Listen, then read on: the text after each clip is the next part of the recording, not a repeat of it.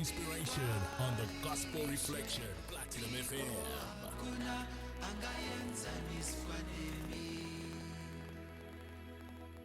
Be my inspiration on the Platinum FM Gospel Reflection program segment and wekupedzesera inonzi my inspiration yatiri kuita iyoyi sekutaura kwatanga tiri kuita maposta mamuchiona chikanda maposters edu anatitishamiso achingoflya pese pese pfunga mamuri kuona kuti muzuva ranhasi tine muyimbi mumwe wamunowanzenge muchinzwa kana munogara muchinzwa magospel hybrid top 20 anorira apo neapo vanonzi pastor Chakudzwa Nyatsoka ndo vatichange tinavo live here on my inspiration Platinum FM pa 145 Commercial Street. Zvakangonaka wakati vamwe vaimbi vamunogara muchinzwa mu top 20 kandi vachirira pa maprograms edu egospel iwaya tinofana kuwana mukana kumbokurukurawo navo tichinzwa kuti nhoroondo dzavo dzakamira sei, zvakavaka inspire sei kuti vapinde mushumiri wekuimba. Itori ministry pachayo yakatozvimirira, itori chechi yekuti ukangofamba zvakabhenda kana kuti ukangoita zvisirizvo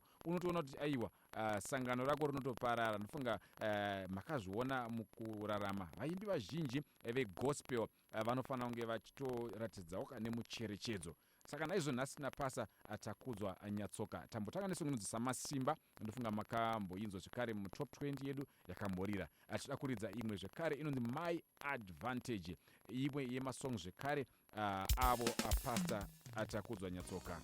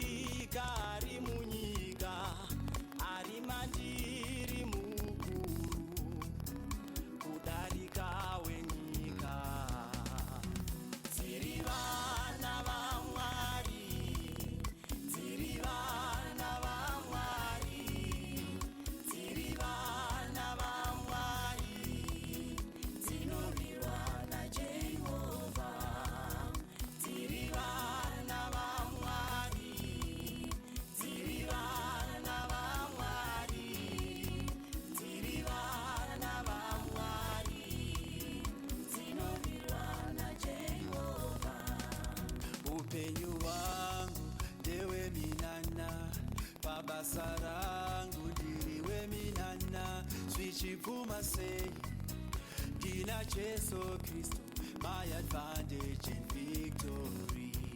China macho changu ndoona minana, mumba mangu tiriwe minana, zofamba seiko, my advantage is Jesus Christ.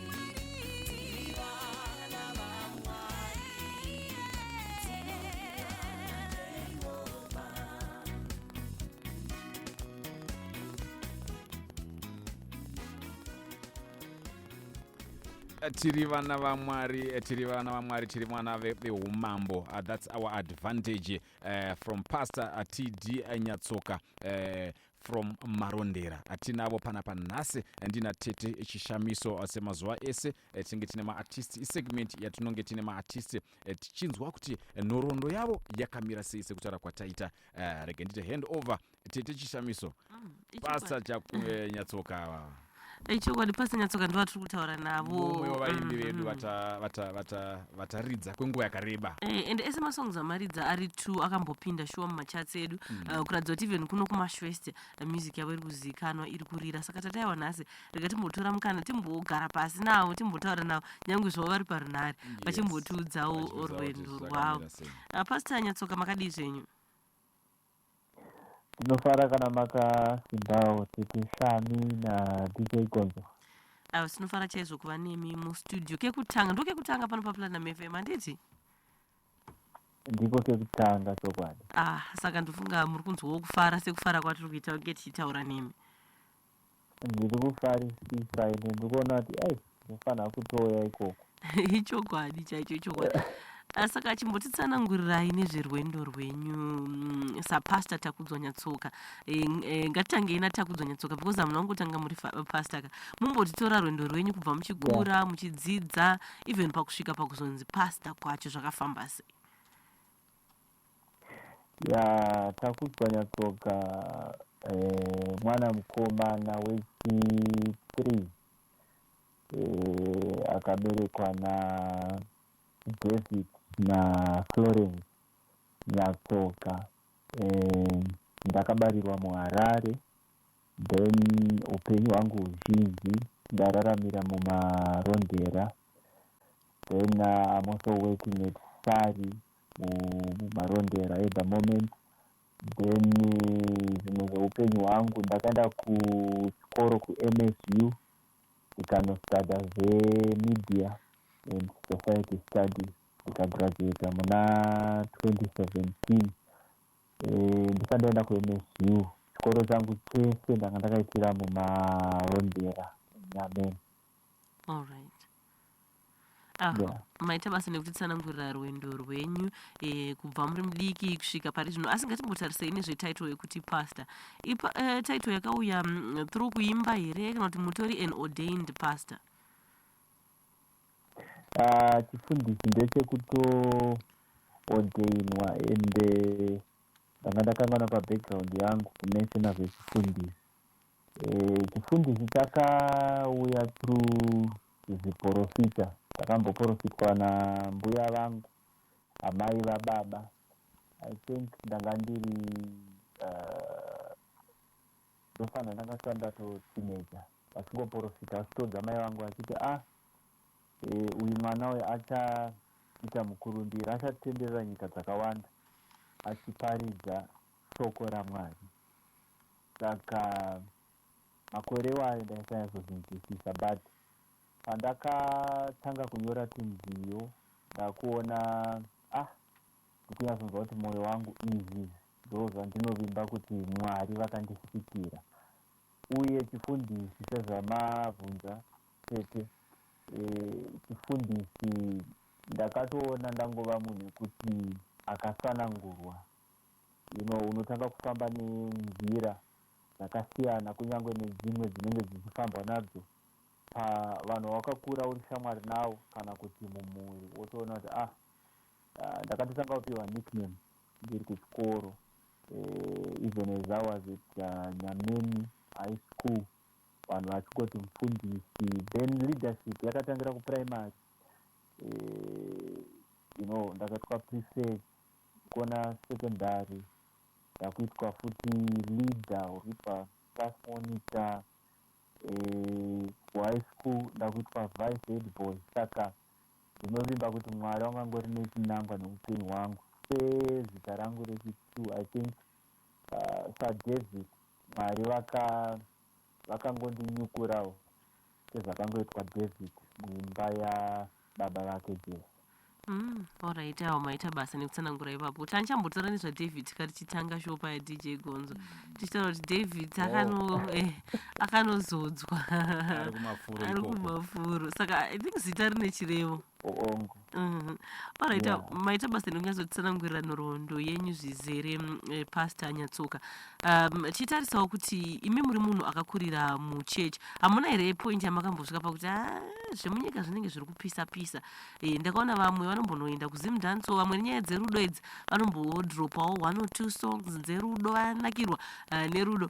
Makambosvikawo papoint iyo here kuti munoti ndiri munhu wemuchechi but ndinoti ndimbopota ndichiimbawo zvimwe izvi. inini hangu personally handisati ndambosvika pachidanho chekuti ndingayemura kana kuti ndingati even kuda kuita give up pazvinhu zvechinamato because nekuda kwekuti kwandiri ndinovimba kuti zvechinamato kunyange kuimba nziyo idzi dzechitendero zvakauya necommitment apa yatisiyanei manje naDavid wanga achitaura nezvacho. Ndinoona kunge Mwari vakandidana sezvaPauro chaizvo kutoti Pauro anga asina imwe option akanzi even you shall suffer, uchatotamburira ivhangeri yangu nekuda kwemararamiro anga akaita kumashure. Saka inini nziyo dzerudo ndakatombodzimba ndisati ndamufundisi, ndichitanga kunyora ndakatanga kunyora dzerudo. Then kunyange ukaona vamwe vachipiwa zipo kana kuti vachiwana mukana inenge yakati wandei kupfuura zvechitendero, inini ndakangonzwisisa kuti pane pfuma kana kuti pasina pfuma, pane mbiri kana kuti pasina mbiri. Was so far I think that 13 years ndichinyora nziyo dzegospel ndichingorerisa but vakawanda vasingatondizive. Saka inini it's a lifetime commitment. Ndinotongozviitira Mwari kuti ndinotongonzwisisa kuti Mwari vakandipa upenyu uyu ndofanira kungodzorera. Ishokwadi mbiri nekurumidza kunofanira kudzorerwa kuna Mwari. But how has been ministry for you? Titarisa kuti muri pastor vechidikiwo, kune mamwe mapastor varimo mufield, varimo mushumiri vanogona kunge vachitokuudzawo about the challenges anosanganikwa nawo. Saka chimbotiudzai kuti ministry yakamira sei, chii chakubatsirai kuti murambe makasimba?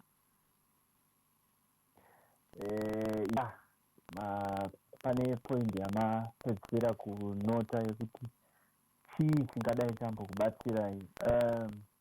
Hazvisi nyore chokwadi, asi tikatarisa shoko raMwari rinoti looking at Jesus, the author and perfecter, muvambi nemukwanisi wekutenda kwedu.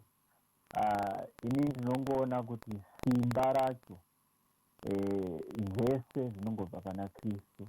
Mweya Mutsvene anondibatsira parwendo rwacho rwekunamata. Rwendo rwekunamata kumunhu wese ane kutenda anonzwisisa kuti harisi rwendo rwakapfava. Pane miedzo, pane machallenges dzinouya uri mutendi. Also pane persecution, pane misunderstanding. Zviya zvekuti even mumhuri ndambotaura kuti ndiri mwana wechipiri. Isusu vabereki vangu vakabereka vana 4. Saka uri munhu akadanwa, baba vakatokuendesa kuuniversity wototi inini upenyu hwangu da kungozvipira kuti tangoparidza ivhangeri. Mubereki anogona kuona kunge uri kutambisa upenyu hwako kana mukana kutoita nekeriya iri nani. Saka hazvisi nyore. Dzimwe nguva unoona kutoita machallenges nemudzimai, kana uri mukadzi akadanwawo unogona kuita machallenges nemurume wako, kana kuti kana musati mawanana nemukomana wako. Saka there have been many challenges ekuti one, pane miedzo, also pane uncertainty. Hauzivi kuti ramangwana rangu rinenge rakamira sei. Ndinovimba pane vakuru vedu, I think ndireverend Waviro, vanga vane makore vachitotikisa nziyo, but it should be rinenge rari7 akazorira Ebenezer saka kunge 11 chaivo Zvinhu sendi zvacho. rechi11 rinenge rechi11 saka irwendo ndinovimba kuti kunyangwe ana mama Dorcas Moyo chaivo havana kutanga kuimba ipapo but unozongoita breakthrough ya saka there have been many challenges nema-sacrifice kuti kadiki unowana ikako unenge uchingodzosa mubasa raMwari. And when it comes to rewards now, shoko raMwari rinotaura zvakanaka kuti munhu ane chipo chake Mwari vanoopena room yekuti munhu iyeye anotanga kugamuchirwa nekutowana zvibayiro zvechinamato nezvibayiro zvechipo chake. But I think recently makamboona pane painetsa nhau yevaimbi kubhadharwa kwavo, saka even in the church circles they still that debate yekungoti vaimbi vanofanira kuwana mari here, saka panenge pane zvakawanda but it's very expensive to be a music minister. That's very true kuti panoda kushandwa, pane machallenges akawanda asi they can be overcome. Rega timbonzwa zvakare imwe song kubva kuna Pastor Takudzwa Nyatsoko. Uchingotiudza kuti masongs avo uri kumaona sei, asi nhasi tichitaura nyavo chakanyanya kukosha chaizvo ibhuku ravo ravakalaunchawo recently rinonzi Loud Silence, achange chizotaura zvizere nezvaro zvakare vachimbotitsanangura kuti chii chakavainspire kuzonyora bhuku irori. yakamupera tariro tikamboputsa kutenda asi aivepo Jesu zvoshamisa asi aivepo iyeye woshua asi aivepo Jesu zvoshamisa asi aivepo iyeye woshua.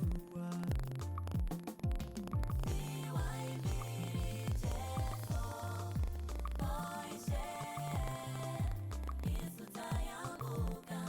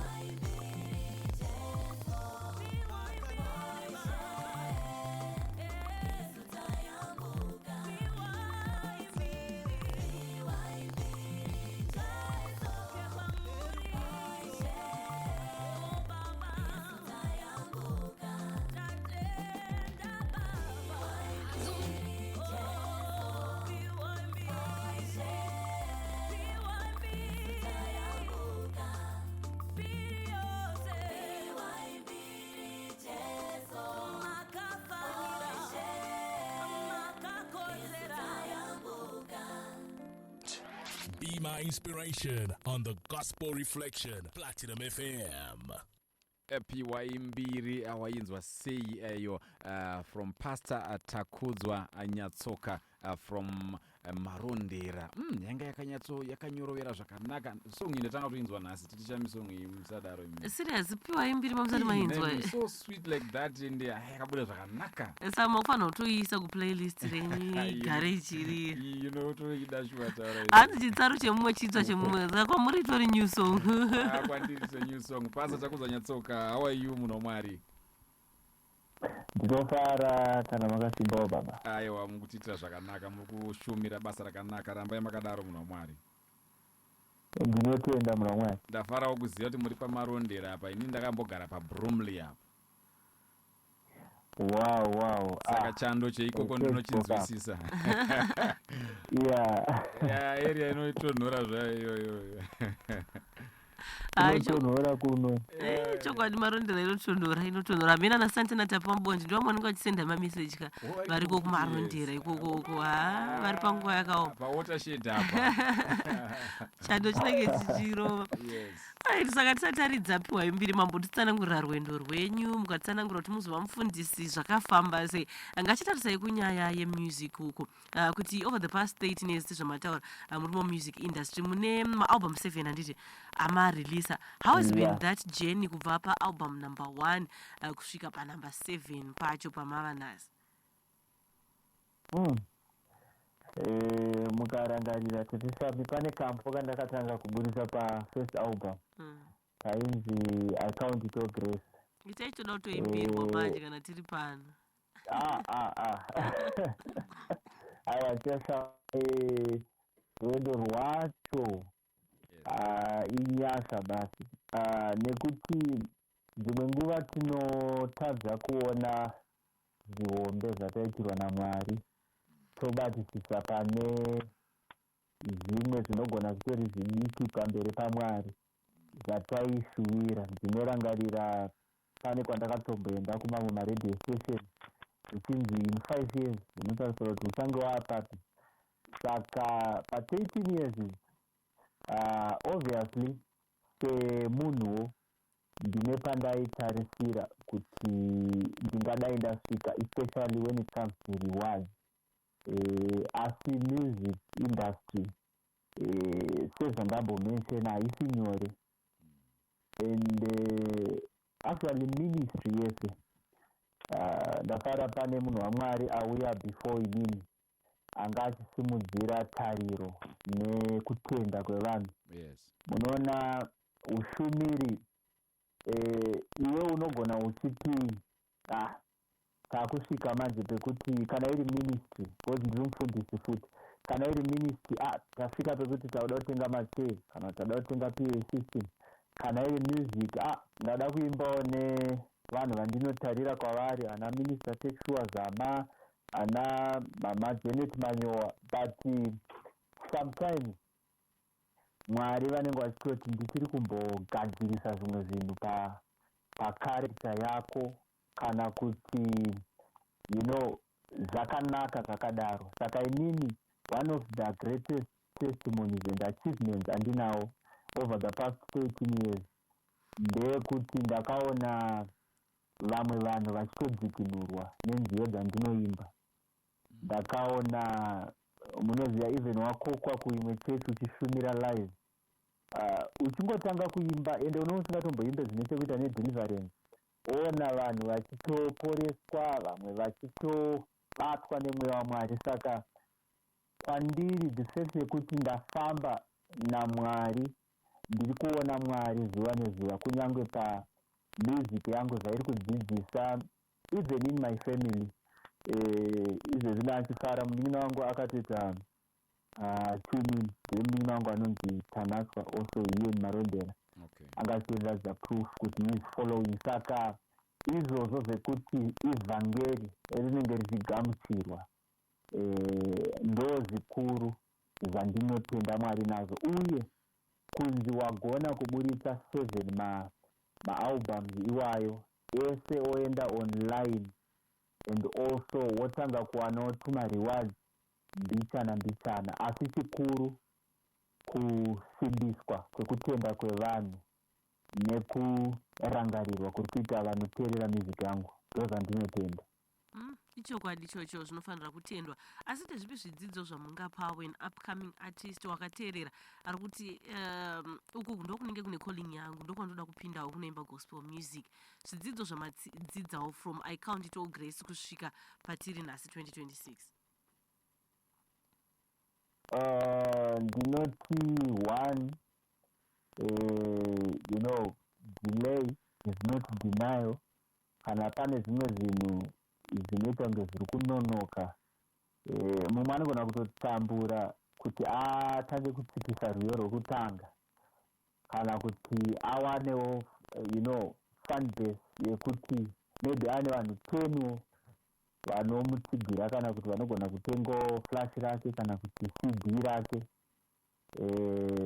But delay is not denial. Kana una Mwari, shoko rinoti he makes all things beautiful and perfect in his own time. And also chimwe chinhu chandinoda kusimbisa kuma-upcoming artist ndechekuti one, iva original, iva iwewe. Inini sound yangu, the way that I sing, handinyanyotedzera vamwe. Kune vamwe vanoimba nemanoti akakwira stereke, koita vamwe vatori nemusic yakadzikama kupfuura yangu, but inini ndinongoimba zvandinenge ndasimbisirwa naMweya Mutsvene pamwoyo pangu, muspirit mangu, zvekuti ndikanzwa kuti rega ndimboshumire kuma-youth, I think pane pandinombopinda even gospel amapiano chaiwo, ndiri munhu wamufundisi. I'm very flexible kuita zvandanzi naMweya Mutsvene ndiite. Saka obedience is greater than sacrifice. Ndokuti ndichekupedzisira chandoda kungosimbisa pane munhu angade kupinda muushumiri uyu, whether uri kuimba kana kuti pulpit ministry, obedience is greater than sacrifice. Mumwe munhu anogona kuita 20 years ari muministry kana kuti achicelebratewa, but iwewo woita gore 1 uchifadza Mwari, wozowana korona uye wosiya pano pasi une rugare kupfuura uyo akapembererwa kwenguva refu. Saka imwe inonzi success ngatinyanye kutarisai pana Mwari, pana Mweya Mutsvene zvavanoda neupenyu hwedu, kwete pressure yevanhu. Ichokwadi ichocho. Apa makutoshumira munhu waMwari, yatoo mharidzo chaiche. Natomafundisi vakutoparidza. Asi ndandoda kupasta takudzwa. Ndanzwa muchidafara nematsananguriro amuri kuita uye confidence dzamuinadzo pashoko raMwari, zvirodzo tichokwadi muri rooted in the word. Ende zvinhu zvinofadza kuti kana muri muimbi, muri muministry yegospel saizvozvi zveushumiri hwekuimba, uye muri munhu waMwari, muri ipastor, chinhu chakanaka. Asi mubvunzo wandaida kuti ndinzwe ndokuti imutori pastor, munotori nesangano kai? Ndiri mufundisi anototungamirira sangano. Yes. Saka munozvibatanidza sei basa rekuimba nekunge muri mushumiri zvekare pasame, because mune nguva yamunofanira muchienda kumashows muchidiwa muchizoimba kwai mune ma-invitations amunenge muchidiwa semuimbi, but at the same time muri pastor pasangano. Munozvidyidzanisa sei? Zvinobuda sei izvozvo? Ini ndinovimba kuti inyasha dzaMwari. Kunyangwe mukanzwa shoko raMwari pari rechiti resi haisi it's not for the swift and it's not for the intelligent, but ukazvipa kuna Mweya Mutsvene vanoisa kuti zvese zviendeke. Ndambotaura ndikati ndoshanda kusari, ndiri assistant supervisor, ndinoshanda Monday to Sunday, dzimwe nguvawo ndozoitawo off ndo attenda maservice and all that, even midweek. Saka Mwari vanongoisa kuti zvibatane. And also I'm a husband and father, meaning kuti mamaisiya zvechokwadi. Munoprofita. Ndinoda kubvunza. pakudyidzanisa apo family nemusic. Alright. chokwadi saka kuzvibatanidza uye kutoti pashayo chinoparara because so far hapana chati chamboremerwa hacho. Zvinhu zvese izvozvo ministry yekuti uri kutungamira sangano, then music ministry, then having a marriage, having a job, and also dzakawanda zvinhu zvacho, asi Mwari vanongoisa kuti zviendeke. Pana Pauro atambotaura mukada kuzvibatanidza kuti akazogona sei kunyora mabhuku akawanda muNew Testament yese hazinganzwisisike, asi akagoneswa naMweya Mutsvene. Alright, saka Mweya Mutsvene zvechokwadi anofanira kupindira kuti zvinge zvichifamba. Rega timbonzwa the fourth song on our list nhasi tidzoka toda kumbotaura nezvebhuku zvekumusic. Haiwa mamutitsanangurira zvakati wandei, but loud silence ndoda titaure nezvaro. Sati tasvika pabhuku tete because mungazondivharira kunze. Alright. Pane mubvunzo wandinawo Pastor Takudzwa. Mazuva ano muri kuona ndafara pamata nyaya yeidentity muchiti inini ndinoimba zvakasiyana nevamwe, ndine maimbiro angu, hamuna wamunoteedzera nditi. Munotora sei mazuva ano maimbiro akuitwa kwane echizvino zvino yakuitwa yema AI generated music? How do you take that muchienzanisa nekunge uchizoimba uri iwewe? Munozvifambisa sei? Ndikuona vaimbi vamwe mazuva ano vangoti akanyora song yakubva yabuda ichingonzi it's an AI generated music. How would you take that? AI inenyaya. Ndoda kutangira pakuti Bible rinoti every good gift it comes from God. It comes from above. Saka AI ndinovimba kuti intelligence kana kuti technology dzakatoinspirwa nemweya waMwari. Asi ikashandiswa zvisirizo, one, inini hangu handinyanye kuteerera nziyo dzakagadzirwa neAI because kwandiri hadzisi creative zvakanyanya. Hazikupe that flexibility kana kuti total control, because ndambotaura kuti ini ndichinyora nziyo dzangu unotoziva kuti apa paMweya Mutsvene vari kuti vanhu vadzamise pfungwa dzavo here kana kuti vanhu vacheme vachisiya zvivi zvavo. But when it comes to instructing now software kuti igenerate chinhu, ndinoona kunge isingazonyatsosvike ipapo, but AI yaprova. I think mukatarisa ana ndakainamatira nyaya yaprova hayo it's good technology. Asi handifunge kuti munhu angatoite music career 100% neAI. Ewa, tinotenda nemaonyero enyu iwayo. Ndifunga wari kumba wakateerera, asi kune vakateerera out of 10 pamusic yatikuridza yapasita kuzonyatsoka munongonyora kuti muri kuinzwa sei. Imwe yacho inyuwani yatikuridza panapa iko zvinotidaridza song inonzi Nenyasha.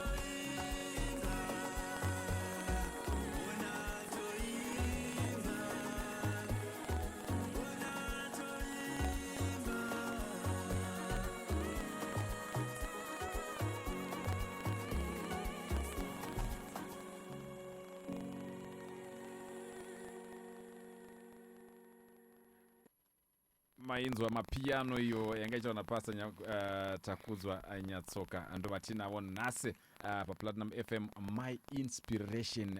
Iri kuminista kwauri here iyo music yapasta Takudzwa Nyatsoka.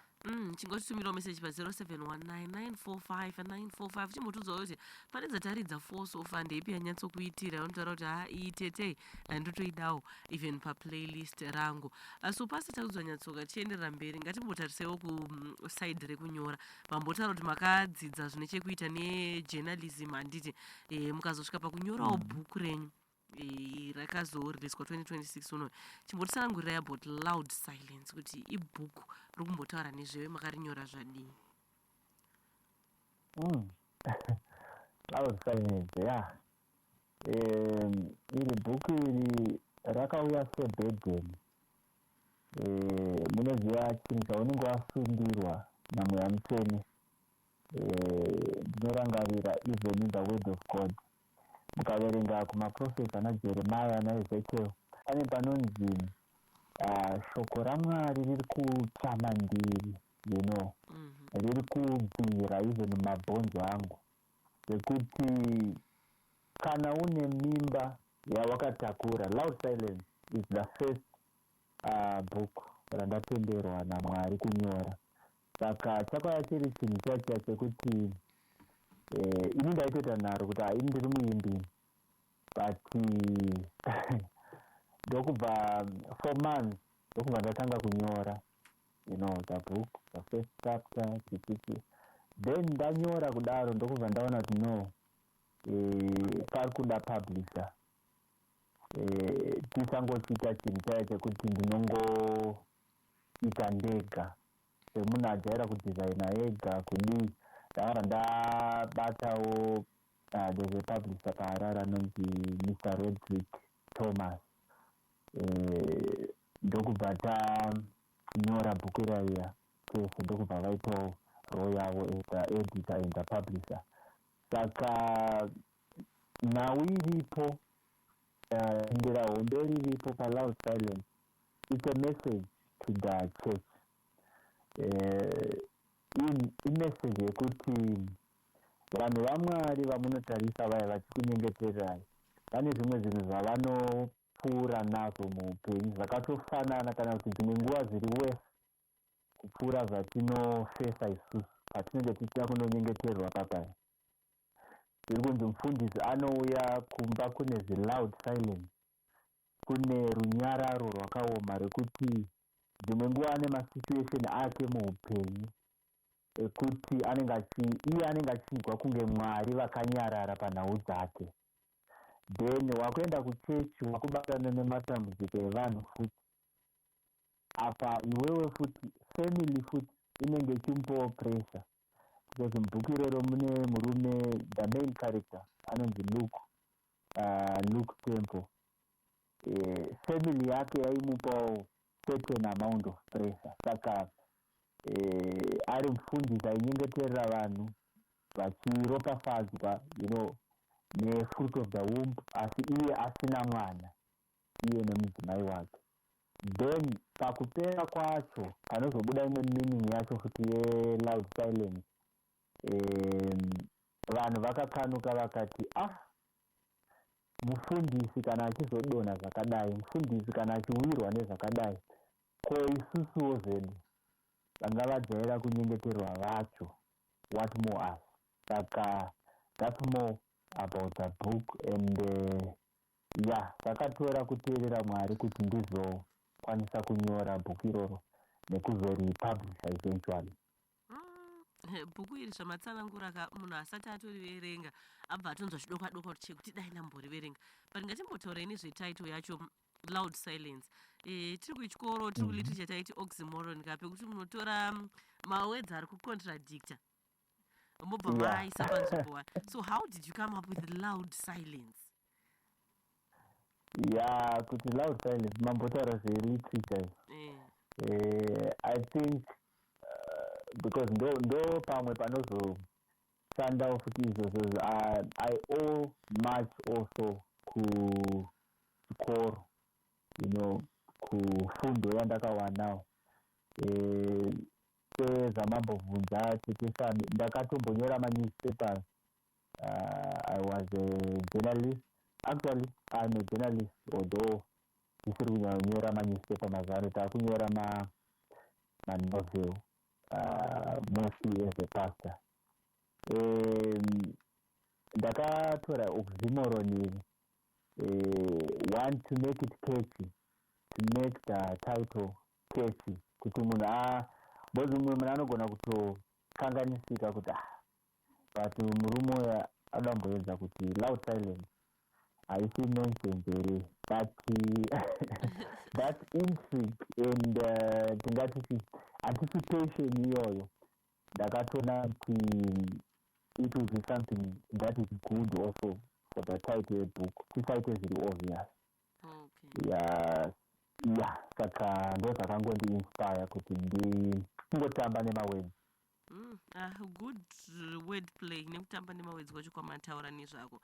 Matitsanangurira about character inonzi Luke anga ari munhu waMwari. So is this story based on a true story kana kuti ma-events amaiona achiitika? Chimbotitsanangurira izvi chida pane munhu anenge akauya munhu waMwari oti nyorai nezvenyaya yangu izvi zvakamira so. Book it falls under fiction writing. Pakuti ndaizoongororawo ndichinyatsotsaga kuti toiti non-fiction kana kuti fiction, but ma-characters acho nemabatanidziro atakazoita nyaya yacho hazvisi zvinhu zvakaitika, asi ine chokwadi mukati. It's inspired by true life events. Pane zvatakatoonawo uchikura, sezvandambotaura kuti ndinotenda Mwari nejeni so far. Uchikura unenge wakatoonawo vamwe vanombosimudzwa naMwari but woita mamwe mamistake wosvika even pakufa chavakadanirwa chaicho chaicho chisina kubatika. Saka loud silence it's a journey, ndisingaite preempt kuti vanhu varamba nechidokwa dokwa chacho. It's a journey. It's both mixture yezvandakaona muupenyu zviri kuitika and also imagination yanyambiri yemunyori. Alright, aiwa mandofunga vasati variverenga zvandambotaura zviya vakuda kutombonzwisisawo zvizere. And munoona even DJ Gonzo kuti zvitaura napasa nyatsoka yechokwadi kuti sometimes hatitarise zvinosanganikwa nazvo nevanhu vaMwari. Tichingoti munhu waMwari anofanira kunamatira zvake zvofanira kunge zvakarongeka. Even munhu anotambura asina chekudya akaenda kune munhu waMwari ari kuchipatara chakonzi 2 kg yeraisi, but pamwe wamufundisa utorina chekubika umba kwawo. Ichokwadi zvinenge zvakatokuomerawo but hapana nokutarisa samufundisi. Vanhu vanongoexperience mufundisi ndiye anofanira kunge achingotipa chete zvake zvofanira kutonge zvofanira kunge zvakatongorongeka, izvo munhu waMwari ane zvaanenge achitopinda nawo nazvo. 0719945945 ndonamadza mustudio paunongotibata ipapo. Tina Pastor Takudzwa Nyatsoka muno mustudio vachingoti kurukurirawo nezverwendo rwavo rwekuimba as well as rwendo rwavo rwekunyora. Saka tikumbotaura nezvenovel runonzi Loud Silence. Vataura kuti istori iri nefiction zvayo but ichiva based on some real life events vakasanganawo navo vachionawo zvichiitika. Saka bhuku iro riri rakutowanikwa here? Rinowanikwa kupi? Rinowanikwa sei? Hongu Tetesami, bhuku rakuwanika. Iri bhuku iri vhiki ratatarisana naro riri rakuwanika paAmazon online. Then bhuku iri rikutotengwa, rikutengeswa paWhatsApp. Yaziva zvekuti munhu akaita payment yake webva watumira EcoCash panhamba dzangu obva watotumirwa PDF soft copy yacho, wotokwanisa kutoverenga whether pafone kana kuti patablet. Uye bhuku iri rine mahard copies, maphysical bhuku chaiwo achiri kuprinda, ende tichaedza kuti aende nzvimbo dzese whether iChinhoi, Masvingo, Bulawayo kana kupi.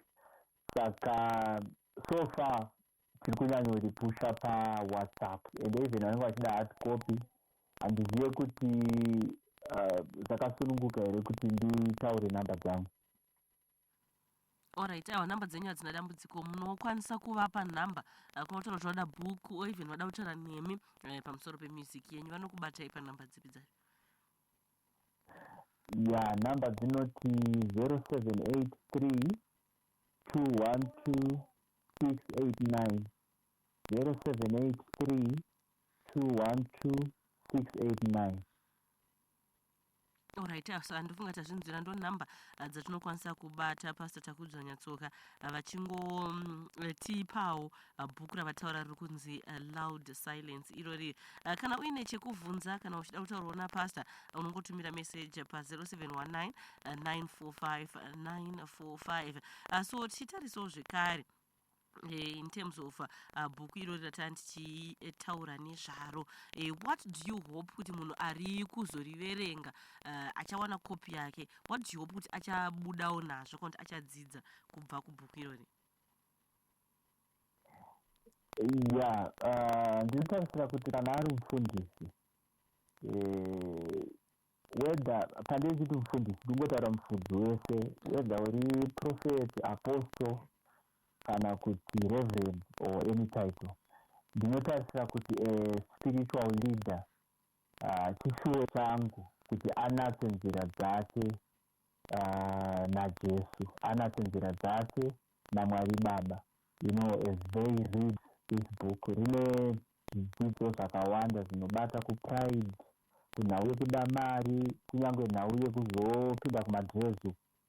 Then kana vari vana vesangano, ndinotarisirawo chishuwo changu kuti vakure pakunzwisisa basa raMwari. Sezvamataura mukabhoti vanhu vamwe vanenge vachitopfuura nezvakawanda, vamwe vanenge vachitorwara pavanonyengeterera chechi, but vanhu dzimwe nguva vanoita kunge vasingazvinzwisise kuti atori munhuwo. Then munhu anenge ane maissues ake, because matestimonies atiri kuwana so far from the book, it shows kuti chinhu chese chakafemerwa nemweya waMwari, chinhu chese chakabva kuna Mwari chine simba, kunyange rekutoporesa, kudzikinura, kunyaradza, kana kuita reinforce, rededicate munhu pachitendero chake. Mumwe munhu achaverenga bhuku iri asi ukama hwake naMwari hwanga hwakanganisika. Saka I pray that mumwe nemumwe achaverenga bhuku iri anosangana nezambuko rake. Ichokwadi ichocho, ende matsanangura from your explanation kuti bhuku iri it's not just for leaders chete, spiritual leaders, but even an ordinary person ane zvidzidzo zvaanokwanisa kuwanawo kubhuku irori. Ngatimbotarisa kuti for you patingati apa ndo pakakuremerai kunyora ndepapi, machapters ekutanga here kana kuti pacho pamama kutaura kuti apa climax, kana kuti kwekunopedza pamunonyatsoti apa ndo chapter yakandirwadza kuti yakandiomera kunyora? I think the entire book, kubata everything, whether it's dedication, you know, the first chapter, panoita conflict, climax, you know, even takupendera. It was very difficult because sometimes pane ma-elements angu futi mubhuku eupenyu hwangu inini, saka pane panaitotry kuita run away kana kuti kuziseparata from the book. Saka trying to make it, you know, fiction, kuti anyone are related according to the message the relator put across. Saka it's a powerful book, and you know, chinhu chese china Mwari chine kurwiswa kwacho. It was very difficult to complete the book. I think muchiverenga shoko raMwari vachibarwa ana Herod vanozotanga kutoronga kuti tiri kuda kuuraya mwana yeye. Saka this book, it was just a challenge throughout, but kutenda Mwari kuti vakafamba musha. Chokwadi totenda Mwari kuti nhasi taapano bhuku raparurwa netototaura nezvaro kumhuri yeMashwest and beyond, because obviously kune vanhu vanenge vakastreamawo pa www.platinumfm.co.zw. Ndafara kunzwa kuti munin'ina wenyu chai akatoteererawo ari kustreamawo live this interview. So muchitaura nezvenyaya yaLuke, makaburitsa kuti prayer life yake paragwa chakadzikira nyaya yekuwandirwa nemabills, nyaya yepressure kubva kumhuri, nyaya yekuneta chayo. Saka tinopendera, ngatimbobatai nezvazvo muchidzidzisawo kune akateerera kuti zvakakosherei kuti in as much as we are going to church tinge ticha open up about zvimwe zvinhu zvatiri kusangana nazvo. Ndi tichazoti vanhu vakawanda muchechi havadi kunzi azotambura, azorara nenzara kana kuti mbereko yanetsa kumba. So mungati kudiwe that part? Dzidziso yangu kana kuti chandinongosimbisa ipapo, munoona kunyange Pauro wanga ndichitaura nezvake, ane paanosvika pachidanho chekutaura machallenges aakafesa muministry, asi ozongosvika pakuti muutera hwangu ndakaona simba raMwari. It's not a weakness. It's not a sign yekuti wakundikana, especially ndakanayotarisa vanhu vechirume, because sometimes ladies they are very free and comfortable kutaura pavanenge vachiremerwa, and also society sometimes vanhu vangori negeneral belief yekuti society can be sympathetic nevanhu vechikadzi, but murume sometimes tiri kuita macases esuicide akanyanya kuvarume, and also tiri kuzoita bad consequences pavafudzi, especially vechirume, they can't share. But message yangu hombe ipapo ndeyekungoti hakusi kukundikana kana ukaratidza kuti iri munhu, nekuti kana Jesu chaivo vakasvika pavakabuda ziya raita kunge ropa, vakatomboda kunegotiata, vakati baba kana zvichibvira mukombe uyu ngaupfuure. Vane zvavaitidzidzisa ivo vari Mwari, vane zvavaitidzidzisa kuti sure pressure igona kukurowa. Saka Luke ane mamistakes ake aakazoita mubhuku, asi nenyasha dzaMwari vose vari kuchiteerera haungazoite mamistakes akadaro. Ichokwadi chaicho. Pastor, nguva dzedu ndodzabva dzadikana, ndikuona tasarwa ne2 minutes chete. Mashoko enyu ekupedzisira tichipendera. Sorry, just to interject, Pastor vasati vataura, pane message yatumirwa panapa nemuteereri wedu ari kuteerera, anonzi ari kuti iye my name is Crispin Teta. I'm listening with my wife Ntombi Zodwa Teta. I'm listening from Harare Waterfalls. I go with Nenyasha. Angakanzwa akakateera song pataridza song inonzi Nenyasha. Keep it up Mfundisi, you are doing a great work. May the good Lord continue to increase you. Just from the summary Pastor is given, I remember when Paul wrote to one of the churches saying, pray for us. Thank you so much, Crispin, Mr. Crispin Teta, and Ntombi Zodwa, your wife Teta. Thank you so much for tuning in. Thank you. Okay. Well, thank you so much for tuning in and for sending message iyoyo. Mashoko enyu ekupedzisira Pastor tichibva tapendera interview yanhasi. Shoko rangu rekupedzisira nderekungoti, one, I would like to thank you so much Teteshami, DJ Gonzo, toda kutenda vateereri vese, vatsigiri vese Platinum FM vatitsigira usiku hwanhasi, uye musangotsigira inini chete, asi tsigirai vose varanda vaMwari vanouya paplatform ino.